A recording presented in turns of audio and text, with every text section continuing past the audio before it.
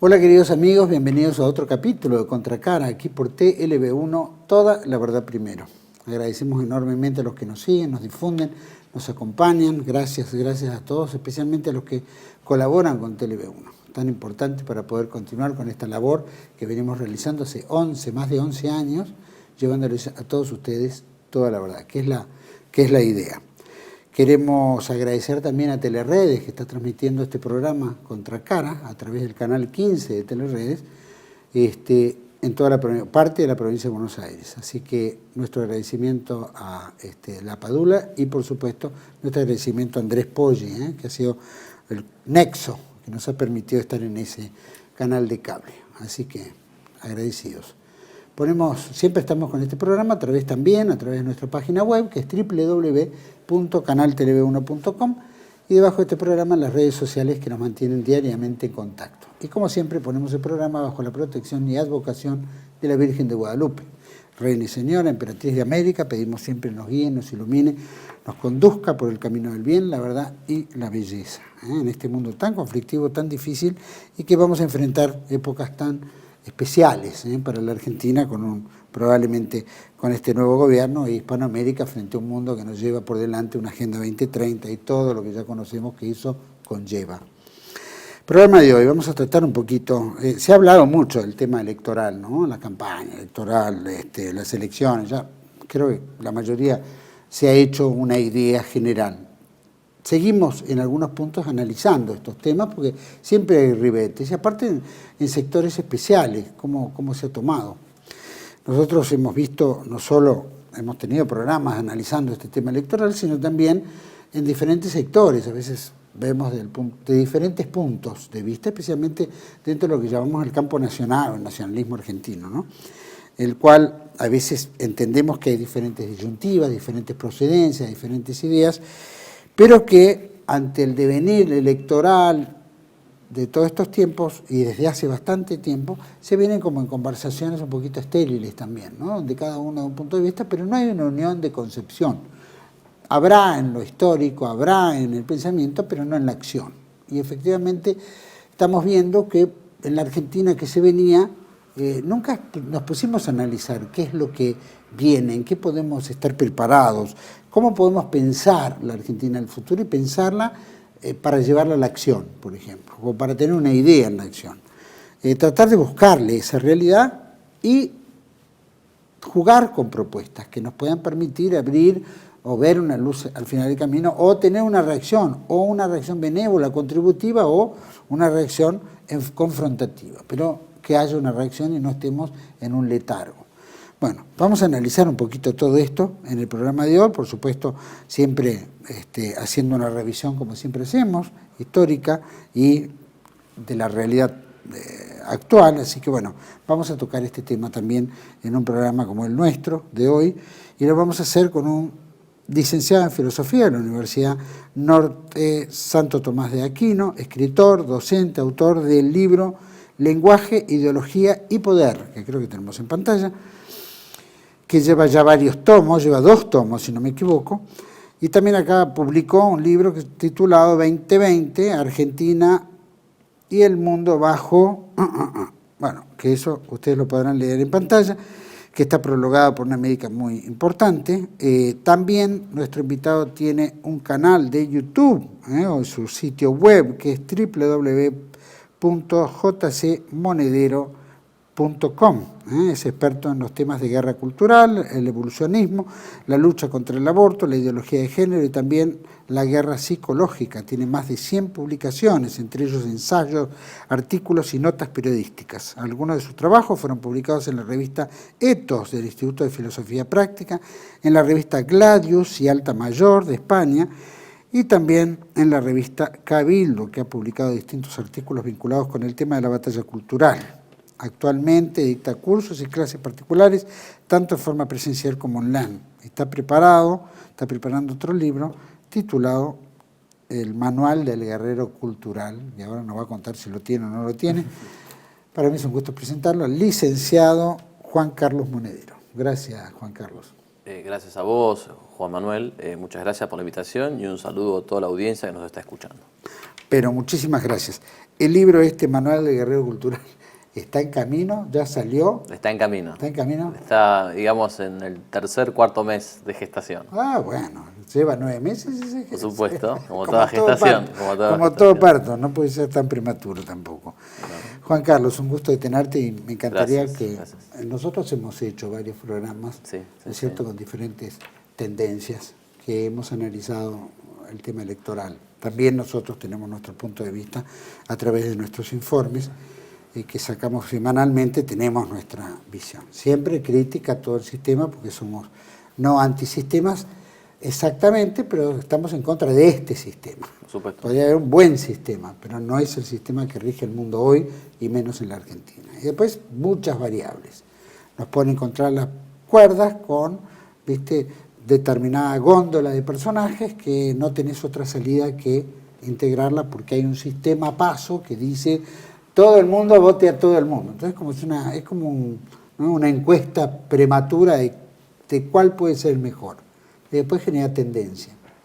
Terminamos en esto, frente a dos personajes, uno nefasto, que ya entendemos por su naturaleza que venía desde hace muchos años, con todo el bagaje que eso conlleva, el caso de Massa, y después ahora tenemos a Milei, que es nuevo, entre comillas, ¿no?, pero que bueno, representa una ala liberal, que no estamos de acuerdo, porque el liberalismo es pecado para nosotros.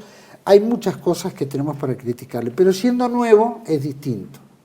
También venía con una serie de pancartas, que yo no soy esto, no uso esto, que la casta, que no sé cuánto, y siendo ganador vemos que esto apeló exactamente a los mismos tipos que se fueron y que no se fueron bien, ¿no? O sea que volvemos de vuelta.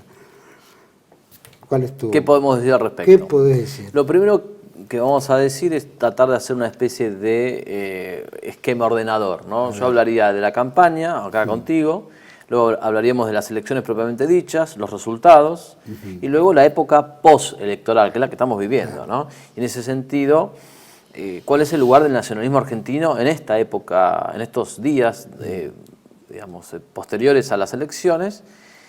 Ya casi para asumir el presidente y, o sea, particularmente para todo lo que va a venir después. Exactamente, ¿no? Y luego finalmente dar una propuesta de acción. Porque acá me parece fundamental no quedarnos solamente en el diagnóstico, sino también, o en el pronóstico, que también es interesante, sino ofrecer una esperanza de acción a la gente que nos está escuchando. Ahora bien, dice San Agustín que no hay nada peor que una esperanza sin fundamento. Entonces nosotros tampoco podemos dar una esperanza así liviana o un deseo simplemente voluntarista, ¿no? Espero que en esta conversación podamos desarrollar cuál es la base de esa esperanza, que ya adelanto para los que nos están escuchando, es un trabajo serio y sistemático, sin el oropel al principio por lo menos, sin el oropel de los grandes, de los grandes efectos, sino un trabajo desde un núcleo duro hacia una periferia. En la campaña tenemos las PASO, tenemos la primera vuelta y la segunda vuelta. En las PASO Milei arrasó. Ya venía muy bien, los que seguimos las redes sociales, veíamos en las entrevistas, se reproducían por todos lados, había cientos de miles de visualizaciones. Arrasó Milei y muchísima gente dijo, acá esto es inminente. Entre las PASO y la primera vuelta, Massa hizo realmente una labor extraordinaria. Desde la habilidad tenemos que decirlo, lo que se llamó Plan Platita, pero también el tema de reducir el impuesto a las ganancias, los bonos. Hizo una pulseada tratando de controlar la inflación y logró resultados. Esos resultados explican que Massa fuese el primero en la primera vuelta. Recordemos que Massa sacó, si no me equivoco, el 36, por ahí. Sí, 36%. Y Milei 29, casi 30. Entonces, realmente hubo una recuperación. Eso también demuestra que Massa era un buen candidato. Luego tuvimos, en el medio tuvimos los debates presidenciales y entre el primero y la segunda vuelta tuvimos el debate final entre Massa y Milei. A mí personalmente, y esto también en su momento lo escribí, lo hablé con amigos, para mí fue muy superior Massa en el debate. No hay ninguna duda de que fue superior, al menos mi humilde punto de vista. Ahora, ser superior en un debate no es lo mismo que convencer a la gente. Y mucho menos que lograr la adhesión. Porque vos ves el debate y te queda esa sensación, al menos a mí me quedó. Pero luego vas a la calle a comprar comida, verdura, ves la inflación, ropa, no se está contando y ya cualquier está. cosa, claro. Entonces por ahí no te importa tanto el debate. También hay otra cosa que hay que decirla, obviamente nosotros no somos pro Massa, pero me parece que hay un facilismo al atribuir al gobierno la culpa de todo lo que nos pasa. La inflación no es solo culpa del gobierno. Hay otros factores que inciden, como por ejemplo el tema de los especuladores financieros. Esto no es un invento de Cristina, no es un invento de la Corpo, no es un invento del discurso kirchnerista, esto es verdad. De hecho, el croata, que fue arrestado, que acá bastante cerca, o sea, tenía anotaciones de cuándo subían el dólar, días que subían, días que bajaban, y si lo recuerdan, subió casi 300 puntos el dólar solo por especulación y luego bajó. Se llegó a 1.200, 1.250 y ahora está en 950. Es decir, si lo vemos bien, son 300 puntos que constituyen un tercio del valor actual del dólar. Eso significa que, evidentemente, hay un factor de especulación. La especulación no es un discurso kirchnerista. Que después el discurso kirchnerista use la especulación para justificarse es otro tema, eso seguro. Pero no podemos pensar que no existe una especulación financiera que es letal. Porque no es solamente cubrirse de un poquito, es abusar. Todo lo que conlleva. Y además es que por el bien de uno, por el beneficio de uno se perjudiquen millones. Es una cosa injusta y que lamentablemente muchos justifican y muchos más practican. Sí. Pero también hay una cosa que ver. Si en la primera vuelta, si en las PASO Milei arrasó, si en la primera vuelta Massa gana y en la segunda vuelta gana Milei con la ayuda, ya vamos a ver, de Macri, Bullrich, etcétera, tenemos que ver el análisis de la volatilidad de la opinión pública. No podemos no ver esto. O sea, ¿cómo puede ser que Milei haya sido derrotado en la primera vuelta cuando había nada más que 2 meses de diferencia? Bueno, entonces tenemos que entender que hay una porción grande de gente, de millones de personas, que no tienen un voto convencido ideológico, sino que se van moviendo de acuerdo a sus circunstancias. Y hay gente que llega a votar incluso hasta por decir, bueno, si a mí me va bien, voto a este, si a mí me va mal, voto en contra. Cuando en realidad el parámetro no debería ser si a mí me va bien, porque a mí me puede ir bien o mal por un montón de razones. Entonces hay cierta simplificación. Pero la volatilidad de la opinión pública hay que considerarla y ponerla encima de la mesa. Bien, gana Milei en la segunda vuelta con la ayuda, sin dudarlo, obviamente, de Macri y Bullrich, que llegan al poder y que ahora ya está claro que Bullrich va a seguridad, de una manera casi, digamos, Macri nunca hubiese podido sacar el 55%. Sin embargo, ahora Macri está o estuvo incidiendo en el poder a un nivel que jamás hubiese logrado si no se hubiese puesto, digamos, a ayudar a Milei. Y ahora está cobrándole. Esto lo dijo hace poco el ex juez Luis Cancelo en un artículo brillante que recomiendo, que está por ahí, que está circulando en un PDF, donde dice, Milei puso el 30%, el 25% fue básicamente el voto del PRO. El PRO. ¿No? De una gran parte de Juntos por el Cambio, que Macri pidió explícitamente a los votantes que voten a Milei. Bien, yo puse 25%, eso sí, en términos porcentuales es el 44% del voto que le dio la victoria a Milei. Bueno, es casi la mitad. Bueno, ahora llegó la hora de pagar. Y fíjense, hoy fue confirmado Petri en defensa, Bullrich ya estaba confirmado en seguridad, Caputo ministro de Economía. Está bien, no informemos con sesgo. También Rodolfo Barra, un abogado pro vida, está bien. Pero hay varios puestos clave donde vuelve el macrismo. De otra manera, quizás diríamos el segundo tiempo de Macri, no lo sé, pero no es alentador. Y sin duda no es lo que se prometió. Entonces también tenemos que ver que el poder, no podemos ver el poder como algo estático. Esto me parece muy importante para nuestros amigos. El poder es dinámico. Fíjense, en las PASO Milei parecía que se llevaba el mundo por delante. Luego se debilitó muchísimo en la primera vuelta. Luego en la segunda vuelta, el León. Ahora. A mí me mandaron, me acuerdo que una persona me mandó el ruido de la motosierra, como diciendo, en el día de la noche de la segunda vuelta. Un audio que circuló muchísimo, fue unos 10, 15 segundos del ruido de una motosierra, ¿no? Y se creían que se llevaban el mundo entero. ¿Y ahora? Y ahora realmente parece como que el gato pudo domar al león, ¿no? Entonces, es importante que no perdamos la cabeza. Una amiga mía me llamó llorando porque había ganado Milei, porque pensaba que venía el ultracapitalismo, y si bien obviamente tiene ideas capitalistas, pero no va, o sea, no tiene amigos anarcolibertarios con los cuales hacerle un gobierno, lo cual sería una contradicción en los términos. Entonces, no pensemos que las cosas ocurren de manera tan simple, ocurren de manera mucho más compleja, y la verdad es que este gobierno se lo está prácticamente bombeando el macrismo. Y el poder de Villarruel, que para muchos fue la garantía, mucha gente, lo hemos escuchado, ha dicho, yo la voy a votar por Victoria Villarruel.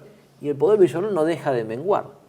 O quizás nunca lo tuvo, y hay aquí una especie de pacto tácito de decir, bueno, decimos esto para lograr un voto en un sector católico, tradicionalista, afín a las Fuerzas Armadas, pero en el fondo sabemos que esto no va a pasar nunca. Como sea que haya ocurrido, me parece importante hacer hincapié en el hecho de la volatilidad del poder. Si el poder es volátil, también significa que nuestro sector tiene un margen de contrapoder.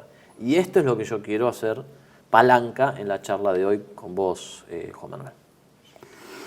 No, te escuchaba atentamente y sí, sin duda, la opinión pública, dijiste la especulación financiera, yo diría que la especulación financiera viene hace muchos años y viene depredando a la Argentina, no importa cómo, ¿no? Porque son billones de dólares, billones, no millones, billones de dólares que le roban al pueblo argentino, más allá de la especulación también del dólar, ¿no es cierto? Que compran el oficial, ¿viste? Lo venden en el blue y hacen un pingue de negocio de casi 50.000 millones de dólares, decía Iris Speroni. 50.000 millones de dólares por año es mucha platita, más la especulación financiera, 250% de interés pagan la LELIQ, etcétera, 150 los plazos fijos, es decir, estamos hablando de una cuestión que va a ser una sangría, es una sangría actualmente, no me quiero imaginar lo que va a venir. Probablemente lo que la gente ve, no lo que la gente no ve, porque el tema financiero la gente no lo ve, se negocia la deuda externa, entonces, viste, son millones de dólares también en comisiones, los intereses, es decir, son números que no son imaginables. ¿Qué es lo imaginable? No, vamos a suprimir el Ministerio de la Mujer, vamos a suprimir el Ministerio de, qué sé yo, ¿cuántos son? ¿12 ministerios? ¿11 ministerios? Quiere decir, borrar basta así, como 12, 13 ministerios. ¿Sí? Está bien. Ahora, incidirá en un número seguramente es importante para la opinión pública. Debe ser insignificante en el total digamos, de esta otra sangría que se está generando. Y que la volatilidad, ¿no es cierto?, de la opinión pública puede ser, la gente se ha dado cuenta tal vez, como bien decís, o hubo un aporte de Macri, sin duda lo hubo, pero también hubo un cansancio de la misma gente. Todas, la ideología de género en los colegios, la Agenda 2030, es decir, todo lo que trae de andamiaje el progresismo, sí. Descarnado, y aparte el anular todo el sentido común para entrar en ¿qué me creo que soy? ¿No es cierto? Esta apariencia, esta invención. Sí. Que la gente, yo creo que en general, hasta el más simple argentino, está harta. Por supuesto. Entonces creo que este punto de vista de ir y la motosierra que rompe todo, suena bárbaro. El tema es, como bien decías, el león, el gatito se comía al león. Sí, lo está domesticando. Siempre supimos que no tenía estructura y que la estructura iba a tener que ser prestada. Y es prestada de ambos lados, ¿no? Prestada al macrismo, sin duda, que ahora exige que le paguen, con la diferencia de que ya no hay 22 ministerios, ahora hay menos. Entonces, ¿viste? El porcentual es menor, pero los negocios siguen siendo importantes de los que maneja el PRO. Y el PRO puede ser una vía de calmar al kirchnerismo que puede salir con, ¿no es cierto?, con la espada en la boca. Pero yo también, hacer ruido. lo que yo también creo es que acá se está subestimando muchísimo al kirchnerismo. Hoy me llegó una placa que decía, hoy es el último lunes sin kirchnerismo. Sí. Me parece un error político enorme. En la mitad de la... Me parece un error político. O sea, el kirchnerismo no es solamente un movimiento que se financia con plata del Estado. Te guste o no, tienen ideólogos, tienen intelectuales, tienen militantes, tienen bases, han hecho un despliegue cultural. Darlo por muerto, ahora, llegó Milei, es una estupidez, o sea, es no conocer la política. Incluso más, te diría, el peronismo tiene una larga historia de proscripción, luego tiene una larga historia de no haber ser presentado a elecciones, y luego también en el 2015 gobernó Macri, y decía lo mismo, no, ahora con Macri ya el kirchnerismo, y nada que ver, es decir, me parece que es subestimar, y es una mirada un poco digamos, bastante pobre de la política. Porque uno puede tener una victoria electoral, pero puede tener una derrota política. Y yo creo que este es el caso. O sea, en el caso de Milei es, prácticamente, cada vez más su poder se reduce cada segundo. El núcleo duro que lo empezó a seguir en 2016, 2017, 2018, ya es consciente de que no va a poder cumplir todo lo que prometió. Entonces está aspirando las migajas. Y esas migajas son cada vez más chicas. Bien, en ese contexto, no se puede decir, no, el kirchnerismo está destruido. Me parece gravísimo. Me parece, digamos, realmente una simplificación de la realidad enorme. La casta ya no tiene miedo, tiene ministerios. Como decías vos, ¿qué se van a repartir? Eran 24, 16, 12, son menos, 8, pero bueno. 8, pero tampoco sabemos si van a lograr eliminar todos esos ministerios. Pero lo que a mí me parece, analizando ahora ya la cuestión de la actualidad, es que en nuestro micromundo nacionalista, católico, argentino, provida, simpatizante de las Fuerzas Armadas, tradicionalista, esto fue transversal. Y todos sabemos, no hay por qué negarlo, que hubo personas que han motorizado el voto a Milei. Y a mí lo que me parece gravísimo son dos cosas. Primero, que haya habido intelectuales, sacerdotes o figuras referentes que hayan llevado el voto a Milei y lo hayan desviado de tareas mucho más propias de su condición, que era fortalecer las fuerzas nacionalistas, católicas, provida, cristianas, etc. Pero lo segundo que veo es que ya cada vez se conforman con menos. Entonces ahora de repente dicen, no, bueno, me conformo con que deroguen la obligatoriedad de la ESI. O sea, ya están. Es la peor manera de negociar. O sea, vos no podés negociar diciendo lo que... vos tenés que, si querés negociar en fuerza, pedí un poco más para que luego discuta y ganar un poquito menos. Pero si vos ya le decís lo que vos querés, es la peor manera de negociar. Y en ese sentido, me parece que yo pensaba viniendo para acá, decía, a ver, Milei le dijo a Bullrich, Montonera pone bombas. En jardines de infantes. De jardín de infantes. Sí, no es poca cosa. No es poca cosa. Bullrich le dijo a Milei de todo. Si esto es así, nosotros creo que podemos recibir con un perdón cristiano a los que votaron y motorizaron el voto a Milei. Es decir, yo acá quiero decirlo por una cuestión, estamos en público y lo digo realmente de adentro, hagamos un borrón y cuenta nueva con aquellas personas que se confundieron, que votaron a Milei, que está bien, bueno, se fueron sugestionadas o que incluso operaron un voto activamente en las redes sociales, ya está. Bien, lo que sí les pediría a estas personas que, digamos, se sumen a una alternativa verdaderamente nacionalista católica ante la evidencia de que ya este gobierno es más de lo mismo. O sea, tampoco tiene sentido que pegarle en el suelo pegarle a Milei porque ya está en el suelo, o sea, o está a punto de caerse. Pero me parece importante eso, decir, bueno, miren, si Milei y Bullrich se pudieron amigar, nosotros también creo que, y estoy de acuerdo en dar ese primer paso, decir, bueno, mira, nos damos la mano, está bien, pasó esto, tuviste una confusión, lo que sea, bueno, volvé a las filas y tratemos de hacer algo nuevo. Y es algo nuevo puede que... ser ese Sí. mismo Decime. espaldarazo cristiano que estás hablando, lo mismo que Alberto Fernández o Sergio Massa hablaban de Cristina y terminaron todos en la misma fórmula. Y claro.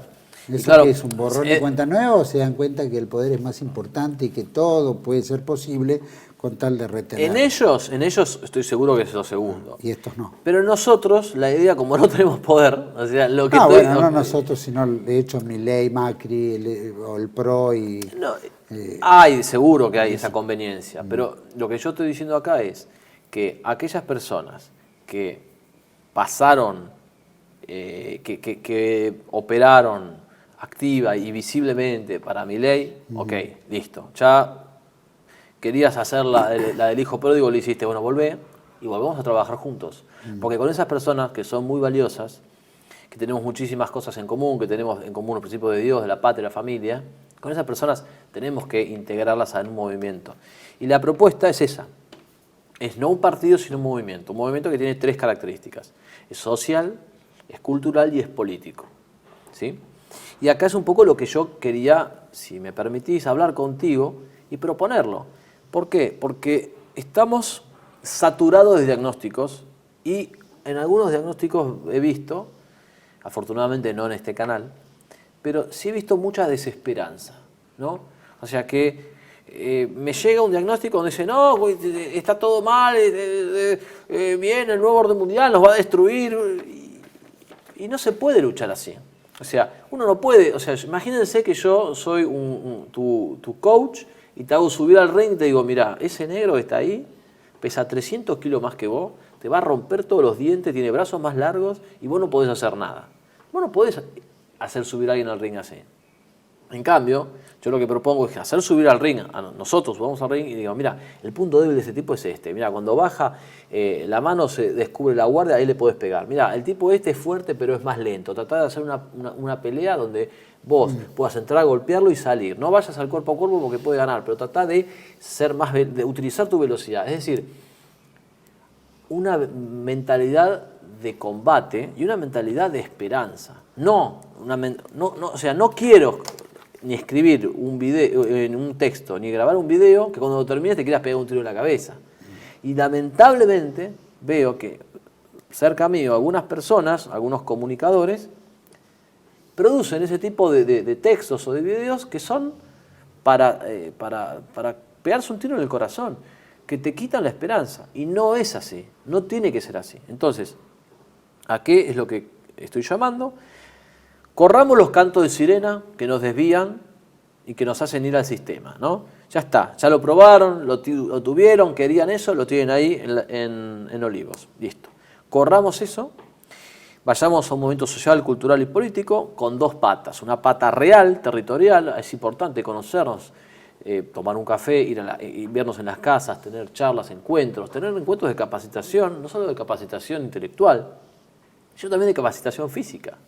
Es decir, ¿por qué no que nuestros militantes se congreguen en una plaza a entrenar, a practicar boxeo, a practicar artes marciales, a practicar judo, a practicar ejercicios físicos? También que se congreguen en una casa a ver un video, a analizarlo, a decir, bueno, mira, vamos a ver este debate, ¿qué se hizo? ¿Qué es lo que se dijo? ¿Qué argumentó? ¿Cómo contraargumentó? Es decir, tenemos que formar cuadros.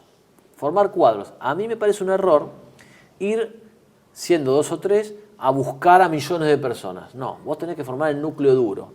Ese núcleo duro de militantes 100% convencidos que trabajen 24/7. 24 horas al día, 7 días a la semana. ¿Sí? Con lluvia, con sol, con calor, con frío, con nieve, con humedad, que laburen. Y luego ese núcleo duro, con una fuerte identificación doctrinaria, y luego una periferia de militantes del 70-75%, militantes de un tercer cordón, ¿no? Un cordón del AMBA, militantes del 40-35% y luego militantes o personas que ya ni siquiera se pueden llamar militantes del 5 o 10%. Que ¿no? acompañan. Que acompañan, ¿no? Porque sabemos que esto es así, o sea, toda la gente se sube al tren cuando el tren está en movimiento.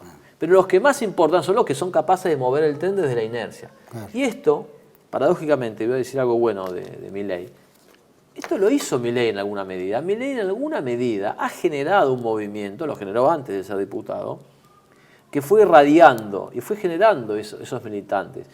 Si te acordás que en las marchas 2020-2021 había militantes libertarios. Y ahí lo malo no es la militancia, lo malo es que sean libertarios, pero está muy bien que militen. Entonces, me parece que tenemos que hacer un movimiento social, político y cultural que tenga como eje esta consigna, hacer verdad. Esa consigna no es mía, es del padre Castellani, ¿no? ¿Por qué? Porque decir la verdad es un acto político. Es como toda la verdad primero. Por eso ¿Lo vas a seguir después de de este pequeño corte? Volvemos enseguida con Juan Carlos Monedero, esta propuesta del nacionalismo, ¿eh? Ya volvemos. Bienvenidos a CEPA, Centro de Estudios del Pensamiento Americano. Nuevo sitio web de cursos de formación en política, filosofía, historia, literatura, geopolítica, religión, psicología y más.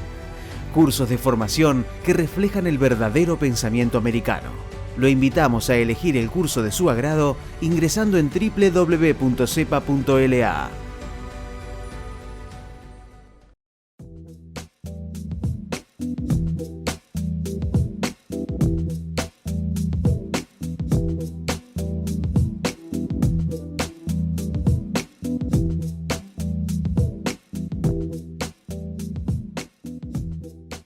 Decir siempre la verdad primero tiene un precio.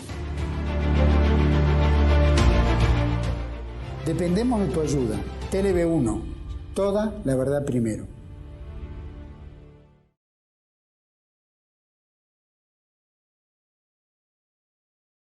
Ahora seguimos este segundo bloque con Juan Carlos Monedero, un poco analizando el esquema, ¿no es cierto?, no solo electoral, sino bueno, la propuesta lógica que uno espera o está esperanzado en que algo ocurra para que, bueno, algún cambio real y unificador de algún sector que algún día tenga voz y voto, o tenga voz, ¿no es cierto?, y fuerza, ¿no?, al menos para opinar.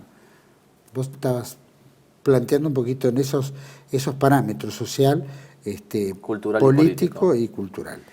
Es importante eso porque estamos, o me da la impresión, esto sí obviamente es opinable, que hay demasiados francotiradores o lobos solitarios, que por supuesto yo respeto mucho y a mí me encanta, pero ¿qué pasaría si esos lobos solitarios se empiezan a hacer manada, se empiezan a congregar?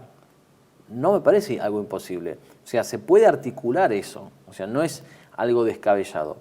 Fíjense, el feminismo se articula, el comunismo se articula, los liberales se articularon. La gente se articula o se organiza para ganar dinero. Una pyme, una empresa es una organización. Hasta los médicos aborteros se articulaban cuando el aborto era ilegal y se hacían estructuras medio clandestinas donde una persona se comunicaba con otra, pasaban información y bueno, terminaba esto en una especie de quirófano donde se mataba un bebé. Bien. Los pedófilos se articulan porque tienen también su estructura y nosotros que creemos en Dios, que tenemos a los ideales de Dios, la patria y la familia, no nos vamos a articular. Debería darnos vergüenza. Por lo menos intentarlo. Por lo menos intentarlo. Entonces hay varios principios. Este tema está muy estudiado. No es que organizarse, no, bueno, es algo práctico. Está recontra sistematizado y teorizado. Por ejemplo, tienen ustedes un material que se utiliza en la carrera de Administración de Empresas que son los principios de Fayol. Son 14 principios de la organización. Por supuesto que está orientado a las empresas y las empresas en general tienen como objetivo, las buenas empresas deben tener como objetivo procurar bienes y servicios, satisfacer al público con bienes lícitos, pero también ganar dinero. Y ese objetivo de la empresa de ganar dinero, en principio no está mal con tal de que no violente el orden moral objetivo, eso de suyo. Pero hay principios de Henry Fayol, de la administración de empresas, que son aplicables, que son analogables a los de un movimiento social, político, cultural. No es algo descabellado. De hecho, por ejemplo, cuando se firman, se fundan empresas, ¿no?, en una escritura notarial que hace un escribano, ¿no?, uno tiene los poderes, los nombres, el número de escritura, y luego el estatuto, y luego los tipos dicen, bueno, nosotros nos comprometemos a hacer esto con este capital, este es el fin de la empresa, estos son los objetivos, esto es la duración de la empresa. Es decir, ellos tienen, ¿no?, una estructura, una carta orgánica. ¿Por qué nosotros no podemos hacer lo mismo? Cuando en realidad nuestro fin es mucho más altruista, porque no es que nos juntamos para hacer dinero. Se supone que nos juntamos para difundir y dar testimonio de la verdad. Entonces, nada impide que podamos hacer algo parecido en la escala en que logremos hacerlo. Y por eso también me gustaba la expresión de formar o intentar tender a un microestado. Es decir, bueno, donde haya una comisión de pensamiento, una secretaría de difusión, una secretaría de acción y propaganda, una secretaría de relaciones exteriores, una persona encargada de conversar con otros movimientos, y luego una supervisión, o sea, en ese movimiento habría una secretaría de personas encargadas de evaluar los propios objetivos, de examinarlos y supervisarlos. Porque está muy bien, yo me propongo un objetivo, bien. ¿Y cómo sé si llego o no? Bueno, el objetivo tiene que ser específico, el objetivo tiene que ser cuantificable, y tengo que poner un plazo razonable. No puedo decir a 20 años. Bien. Por otra parte, a la hora de plantear objetivos, uno tiene que plantearse objetivos que dependan de uno. Porque acá si no se puede uno equivocar. Si yo me planteo, por decir algo, como objetivo, no, voy a juntar a 50.000 personas, no depende de mí. Fundamentalmente porque la acción de convencer y persuadir depende sobre todo del persuadido. Es decir, vos pones al mejor maestro, al mejor activista político y hay gente que no va a poder convencer. Pero lo que sí depende de nosotros, eso sí hay que hacer. Entonces, por ahí no depende de mí traer a 50.000 personas, pero depende de mí, por ejemplo, organizar tal jornada, o hablar con 15 personas, o hablar con 50 personas, o tener 35 entrevistas. Eso sí depende de mí. O por lo menos llamar a 35 personas, quizás no tenerlas, porque sí, la entrevista también depende de que el otro acepte, pero sí llamar a 35 personas, eso sí depende totalmente de mí. Plantearnos objetivos que dependan de nosotros. ¿Sí? Eso es hacer es generar un movimiento, es organizarnos, porque también me preocupa, mi estimado Juan, que a veces veo que nos conformamos con una resistencia pasiva, ¿no? Y vos sabés que la fortaleza tiene dos actos, la resistencia, pero también el ataque, ¿sí? Y me parece que tenemos que donde no sea posible atacar, bueno, tendremos que resistir, la prudencia lo mandará, pero que yo sepa, nadie me ató las manos, yo tengo dos piernas, vine caminando hasta acá, y creo que mucha gente que nos está escuchando del otro lado también. Entonces, el día que me aten las manos, que me aten las piernas, y que estemos absolutamente imposibilitados, bueno, ahí sí voy a hacer resistencia pasiva y ahí no me va a quedar otra que encomendarme a Dios y a la Virgen. En este momento no tenemos las piernas atadas, no tenemos las manos atadas y me parece que hay una situación política y social idónea para que el nacionalismo pueda dar respuestas a estas falsas disyuntivas que hay en la actualidad, ¿no? Más Estado, menos Estado, la privatización o estatización, el tema del económico. El nacionalismo tiene muchísimo para decir acá. Y dar su punto de vista y enseñar su doctrina de una manera que ni refleje los errores del capitalismo, del liberalismo, ni mucho menos los errores del comunismo. Tenemos muchísimo para hacer. O sea, hay una situación para esto. Y quedarnos con los brazos cruzados y lamentarnos me parece imperdonable. En ese sentido, hace unos días estuvo aquí nuestro querido juez Alfredo López, y habló también de Acción Argentina, resistir para reconquistar. Fíjense, resistir para reconquistar. Es decir, no es solamente conformarme con aguantar golpes, que me peguen y no caerme, que no está mal en algunos momentos, ¿no? Pero sino es también tener a la vista el hecho de, bueno, a ver cuándo puedo yo contraatacar. Esto me parece importantísimo. Yo creo que sin duda ha habido muchos, de hace mucho tiempo también, muchos grupos, muchas agrupaciones, muchos pequeños grupos que se han nucleado y que de alguna manera ellos tienen su formación, sus ejercicios, ¿no? Mantienen activos, conocemos muchos, ¿no? Tienen su actividad, no solo físicas, sino militantes, de formación, hay muchos. No sé cuántos habrá en la Argentina, pero que estamos mirando siempre Buenos Aires, capital, y conurbano, y alguna que otra provincia, pero habría que ver a nivel nacional cuánto esto ha despertado y ha gestado en diferentes grupos el pensar esto, en el analizarlo, en formarse. No ha habido una unión de todos. Seguramente la unión de todos sería un número interesante y seguramente podrían intercambiarse formadores de unos y otros, ¿no?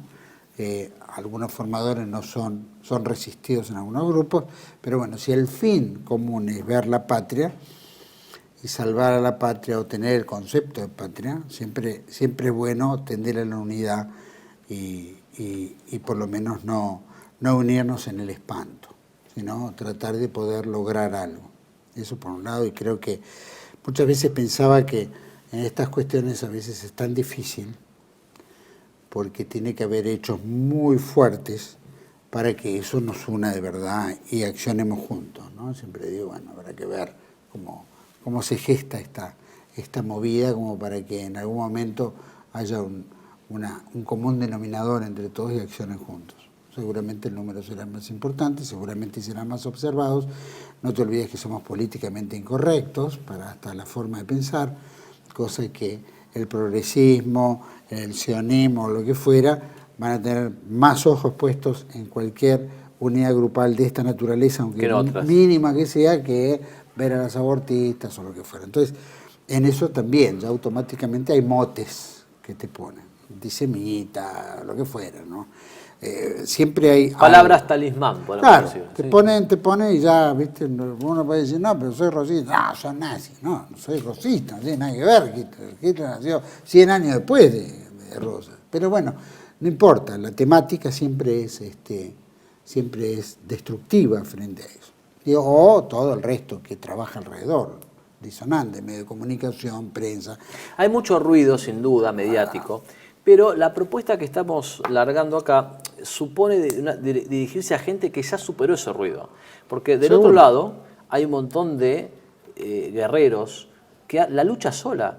Pero esto además los conozco. Muchos los tengo afortunadamente como contactos por clases, por charlas, por conferencias que he venido dando. O sea, sé que hay familias en Bahía Blanca, en Mendoza, en San Luis, en Tierra del Fuego, en Chubut, en Entre Ríos, en La Plata. Hay gente que ya superó esa barrera, digamos, del sonido, por decirlo así, y que no se asusta con esas palabras talismán. Entonces, esos núcleos son valiosísimos y muchos ya están nucleados. No es que no están nucleados.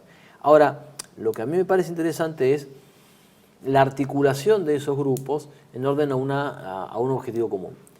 Y decíamos al principio, no una esperanza sin fundamento. Nuestra esperanza en última instancia es Cristo, porque la verdad es mucho más poderosa que nosotros. Nosotros somos débiles, nosotros somos imperfectos, somos débiles, somos vulnerables, somos inconstantes, pero nuestra esperanza está puesta en decir la verdad, que también Castellani lo decía. O sea, no se concentren en el poder en el corto plazo, concéntrense en la verdad en el largo plazo, palabras textuales.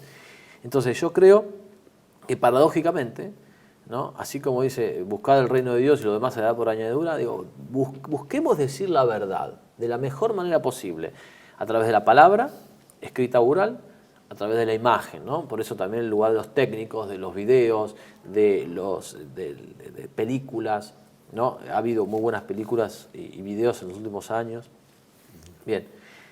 Y no solo en Internet, también en lo territorial. Fomentemos, por ejemplo, viajes al interior. O sea, por ahí en el interior... Encuentros. Claro, encuentros. Por decir algo, en Santiago del Estero puede haber una familia que diga, la verdad, yo veo estos videos, me gusta, TV1, no sé qué, pero no tengo tantos libros. Bueno, fomentemos que haya un buen empresario católico que diga, a ver, ¿quién tiene el tiempo y la voluntad de ir al interior, un viaje desde Buenos Aires a Santiago del Estero y llevar libros y estar 2 o 3 días en un fin de semana largo y apoyar a esas familias que están ahí resistiendo contra, por decir algo, la educación sexual?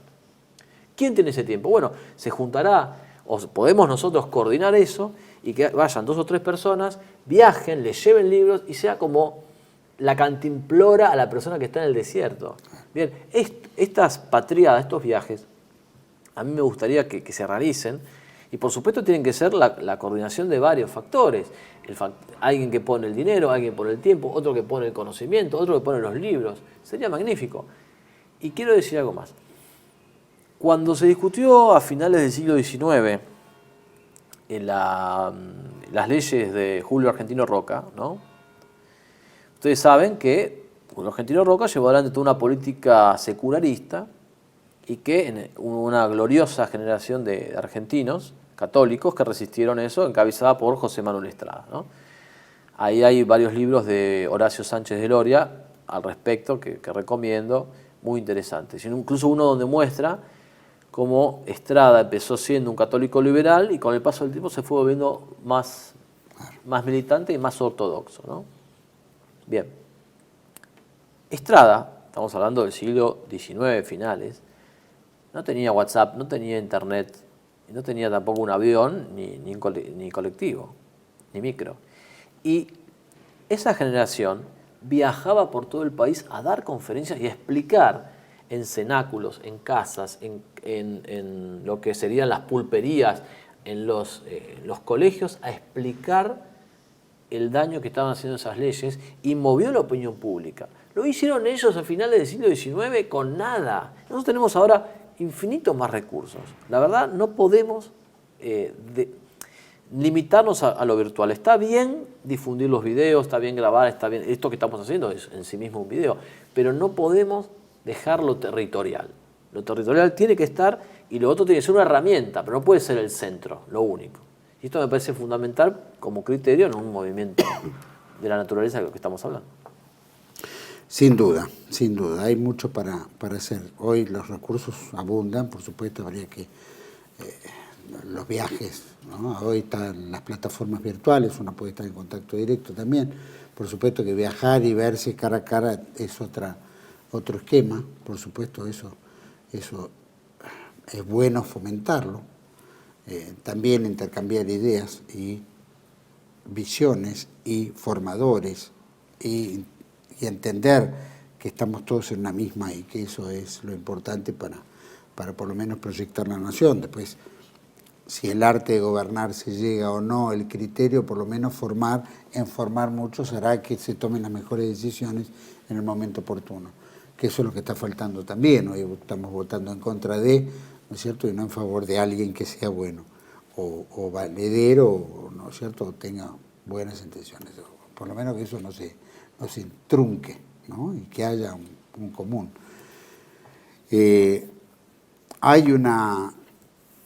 Hay que ver, no es fácil, los argentinos también nos gusta mucho el drama, ¿no? Somos nadadores del drama. Y muchas veces buscamos el grandote, como decías en el ring, buscamos el grandote por nuestra incapacidad de poder formar hasta los pequeños, ¿no? Nosotros siempre decimos, que Rothschild, Rockefeller, esto, lo otro. Y mencionamos a muchos y siempre nos peleamos con ellos, que ellos ni saben que nosotros existimos. Pero nosotros le damos esa importancia y cada vez que hablamos de esos temas también se agranda tanto el personaje que al resto dice, bueno, no podemos pelear, bajemos los brazos. A mí me pasó eso en una conferencia de una persona, que obviamente no voy a mencionar, que habló de la masonería. Lo quiero contar porque... Y empezó a decir la masonería, y la Guerra Civil Española, y la Revolución Francesa, y esto, y lo hizo tan grande al enemigo, que en un momento yo sentí que me estaba a punto de aplastar. Y por más que no podemos con ellos. Claro, por más que la buena voluntad de esta persona yo no la pongo en discusión, pero vos tenés que tener cuidado con no solamente el mensaje que comunicás, sino también tenés que tener cuidado con el espíritu de ese mensaje. En cambio, a mí me parecería mucho más interesante decir, miren, acá el enemigo en la Guerra Civil Española cometió estos errores, el movimiento falangista pudo explotar acá. O por ejemplo, contar, la Guerra Civil Española, ¿por qué perdió? Contémoslo, porque una de las grandes causas de la derrota del marxismo fue que tenían una contradicción interna entre los comunistas y los anarquistas. Los comunistas tipo de obediencia soviética y los anarquistas hacían lo que querían. Entonces, ese desorden generó un problema militar grave en las filas de la izquierda, del comunismo. Bueno, ellos, Entonces, ¿eso a qué viene? Lo linkeás con divide y vencerás. Por lo tanto, una estrategia política es fomentar la contradicción dentro de las filas de los mismos adversarios, ¿no? Entre, por ejemplo, Cristina y Massa, Alberto y Cristina, etcétera, ¿sí? O Grabois y Massa, etcétera. Bien, uno de los tipos que más teorizó esto es Jean Uset. Si ustedes tienen el libro La Acción, o si lo pueden comprar por ahí, creo que nuestro amigo Claudio en el Club del Libro Cívico lo vende, y si no, Claudio Díaz se lo pueden encargar. Pero el libro La Acción es fundamental. Y ahí, fíjense lo que dice Jean Uset, al principio lo dice. Dice, tengamos cuidado porque algunos, dice, son todo corazón para su familia y todos sus amigos pueden contar con ellos siempre, pero nunca la patria. Para ellos no tienen tiempo. Y ahí hay un pecado de omisión grave. Porque no estamos diciendo que desatendas a tu familia, a tu señora, a tus hijos o a tus amigos, pero la patria también merece ser protegida, ¿o no? Y finalmente otra cosa dice Jean Uset, que es espectacular. Dice, da a entender cuidado con este providencialismo absurdo, medio supersticioso de, bueno, recemos y todo se va a arreglar. Y da el ejemplo de la monja en el hospital. Dice, la monjita que tiene a su cuidado en un hospital un enfermo, por supuesto, reza el rosario, reza por su propia recuperación. Pero no deja de lavar las sábanas, porque sabe que si no lava las sábanas, ese enfermo se va a infectar y va a ser peor. E incluso sería un pecado gravísimo de la monja que diga, no, yo no lavo las sábanas, que Dios se encargue. Bueno, no es así. Así no funciona la providencia. Y saquémonos de la cabeza esa idea bastante infantil, porque yo veo que mucha gente la tiene. Entonces, vos le contás a la gente un problema y decís, mirá la situación de la patria, mirá lo que pasa acá en la iglesia, mirá lo que pasa en la sociedad, mirá, el hospital está matando chicos, y hay un montón de gente que dice, no, bueno, vamos a rezar y todo se va a arreglar. Pero no es así, porque si no es el comodín de la comodidad, no va a eso. Y quiero terminar con 2 o 3 cositas más. Primero, recomiendo mucho un libro, un PDF.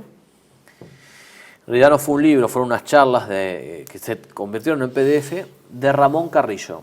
Ramón Carrillo dictó unas charlas a lo que era la CIVE en los años 50, que se configuró en un PDF espectacular que se llama La Guerra Psicológica. A mí me lo recomendó un amigo que tenemos en común, José Antonio Cubarrachino. ¿Sí? Hace 2 o 3 años me recomendó ese libro y la verdad me encantó, me pareció impresionante. Y en ese libro cuenta que una de las estrategias de la guerra psicológica es fomentar en el enemigo desesperanza y fomentar en el propio campo alegría y ganas de combatir. Bueno, eso es lo que tenemos que hacer nosotros. Primer punto. Segundo, releer Sun Tzu. Releer Sun Tzu. En el arte de la guerra, una de las cosas que dice Sun Tzu es, el primer factor de unidad es la doctrina. Acá siempre viene alguien y nos dice, no, bueno, lo importante es la acción, juntemos a la gente, después se va ordenando. No. Lo que vos decís contradice a Sun Tzu. Y la verdad, entre Sun Tzu y vos me voy a quedar con Sun Tzu. Primer factor, la doctrina. Y otra cosa que dice Sun Tzu, dice, nunca luches en el terreno que el enemigo te propone para combatir. Nunca luches en el terreno en que el enemigo mismo te está ofreciendo combatir. Acá el enemigo nos ofrece combatir en el sistema partidocrático. Y nosotros vamos al sistema así como zombies que no pueden pensar otra cosa. Yo lo que propongo es ir por afuera del sistema, porque fuera del sistema, en un movimiento social, cultural y político, no tenemos techo. El techo es nuestro propio esfuerzo, lo que nosotros trabajemos. Si trabajamos más, llegaremos más lejos. Si trabajamos menos, no llegaremos a nada. Pero dentro del sistema tenemos un límite, el sistema te va comiendo. Esto lo dijimos con el tema de Milei, lo dijimos muchísimas veces, lo hemos dicho también anteriormente con Centurión, en 2019 cuando era el canto de sirena, se lo dijimos a la gente y la gente fue a los cantos de sirena. Bien, ya está, se terminó el sueño, listo, ahora a trabajar. Y lo tercero, una frase de Henry Ford, como ustedes saben, un gran empresario que cambió la forma de hacer empresa en Estados Unidos. Henry Ford, muy conocido también por su libro, ¿no? Decía, frente a la gente que tenía dudas si esto lo podía hacer o no, decía, mira, tanto si crees que puedes hacerlo, como si crees que no puedes hacerlo, en los 2 casos tienes razón. En otras palabras, a veces es nuestra decisión lo que va a hacer cambiar las cosas. No es que está escrito en piedra en el destino que no vamos a hacer esto o que vamos a hacerlo, no. Es nuestra decisión la que hace cambiar las cosas. Por eso, y cierro con Séneca, ¿no? Séneca decía, pueden los que creen que pueden.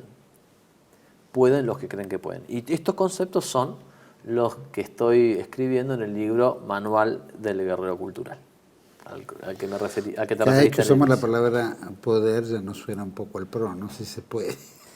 No, pero es distinto, bueno, porque eso no, es totalmente bien, distinto. bien. Creo, primero, el PRO no creo que lea mucho Séneca Entiendo lo que y es. ya no sé. No creo que lo Pero a mí me parece, y en esto también hay una frase de los anarquistas, que vos decís, uy, pero Juan Carlos Monero va a citar a los anarquistas. Sí, voy a citar a los anarquistas. Los anarquistas tienen una frase espectacular, que dice, la han pintado muchas veces en las paredes, todo. El poder que ellos tienen, los bancos, los medios, los políticos, es el poder que nosotros les damos. Sin duda. Entonces, a veces, el enemigo nos hace creer que son mucho más grandes de lo que son y nos hace creer que nosotros somos mucho más débiles de lo que podríamos ser. Bueno, a mí me parece que eso sería un error político enorme. Por eso es que en esta tarde vuelvo a invitar a pensar ese movimiento, a formarlo, que estoy convencido de que es posible, no es una utopía, no es algo lejano, y que hay muchos temas. Ya existió también, así Y que que ha existido. O sea, no hay nada nuevo bajo el sol. Exactamente. Inclusive está el Centro Nacionalista o el Foro Nacionalista, ¿no? De Salta, creo que varios movimientos, Tucumán, en Santiago del Estero, Entre Ríos, Buenos Aires. el Círculo de Buenos Aires, ¿no? Aprovecho para mandar un saludo a Daniel Conde, Claro. que es el Raúl cabecilla. Sánchez o García, creo que es. Exactamente, o sea, existe eso, no es algo que nunca se hizo. Ahora, creo que al darle una estructura interna, yo te hablaba recién hace un ratito de Sí.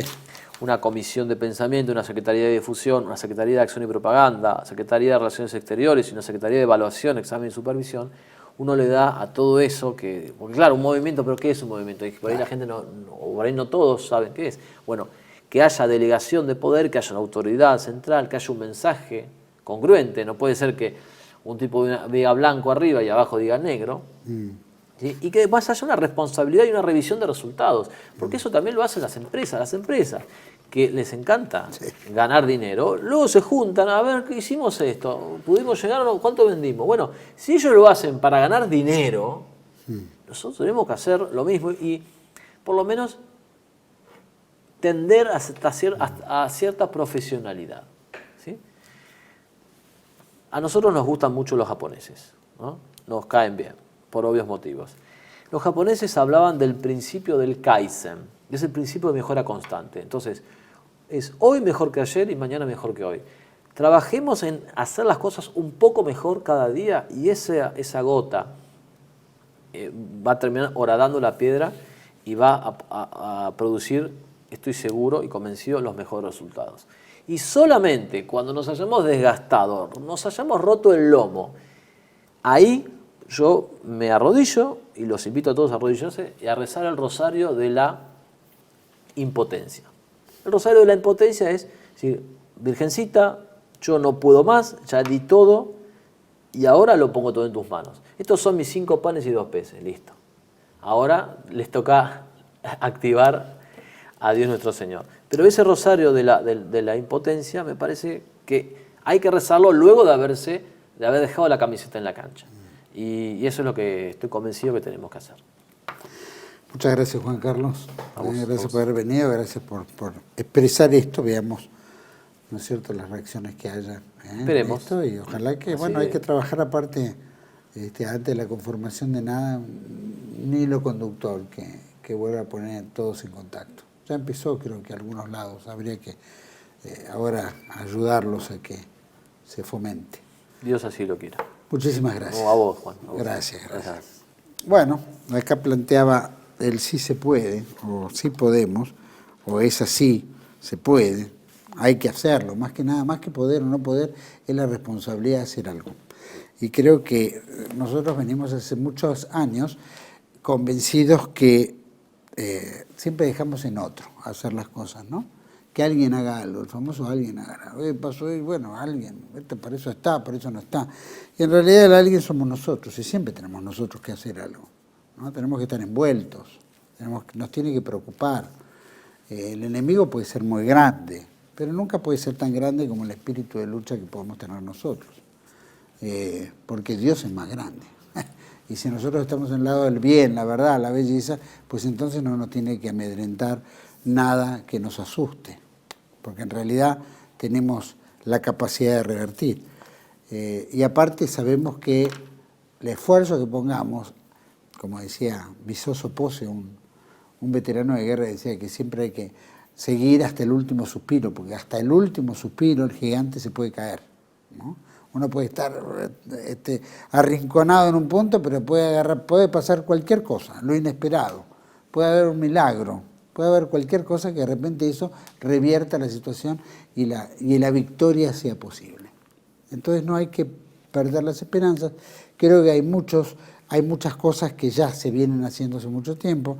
Mucho de lo que propone Juan Carlos Monedero, que es muy valioso lo que pone a disposición, que no cabe la menor duda, ya fue hecho muchas veces, que después nunca se logró alguna unidad común.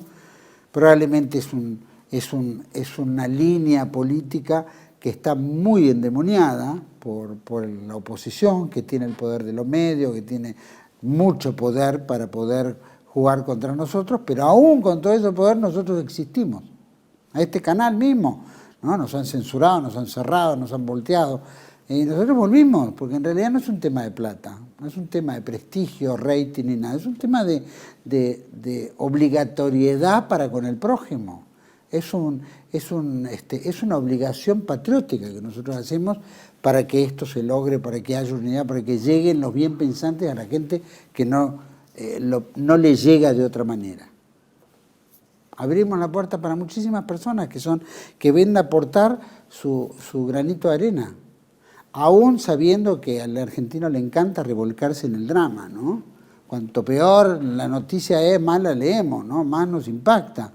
Pero cuando ves a algo benévolo, a alguien que hace el bien, ya pasa desapercibido, no es tan atractivo. Pero deberíamos matizar un poco y no encerrarnos tanto en lo tremendo y que otro haga lo que nunca va a hacer por nosotros, que es lo que hemos dejado de hacer en todos estos últimos décadas, ¿no? Que siempre el enemigo ha estado en el poder. Bueno, como nosotros, sin el sistema, pero también creando alternativas que puedan permitir que algún día la Argentina cambie y no esperemos que venga un león gatito o más verso o más de lo mismo que nos ha traído un 50% de pobreza, 10% de indigencia, una inflación galopante y una Argentina prácticamente destruida en todo aspecto, moral, social, político, cultural, económico. Entonces, tenemos que, ¿no es cierto?, un poquito. Y también, ¿no?, la Iglesia tampoco ayuda, porque hay enfrentamientos en la Iglesia, a ver qué se decide, hacia dónde va. Pero bueno, la Iglesia es una y siempre va a sobrevivir a todos los dramas. Bueno, nosotros tenemos que ser como la Iglesia, sobrevivir a todos esos dramas, con todas las convulsiones internas. Pero tenemos que lograr, porque tenemos que tener esperanzas. Uno no puede ser ni positivo ni negativo, como decía un gran pensador. Debemos ser realistas, esperanzados. Y nosotros tenemos que saber que esto es así, pero que podemos cambiarlo. Y la esperanza no se pierde, porque somos seres trascendentes y nuestra vida no está acá, está afuera. Por eso también pedimos al Altísimo que nos acompañe y nos dé la fortaleza para que nosotros cambiemos las cosas. No esperar que Él las cambie, sino nosotros poner el granito de arena con todo el criterio lógico. Bueno, ahí tenemos que hacerlo. Ojalá esto que pueda contribuir, algún día escucharemos todos los comentarios que haya en este programa y, por supuesto, el esfuerzo que podamos hacer para que esta red común crezca y algún día contribuyamos a salvar no solo a nuestra patria, sino a Hispanoamérica, al mundo entero, que podamos en la medida que podamos. Espero que así sea. Los espero en otra entrega de Contracara, aquí por TLB1. Toda la verdad primero. Chao.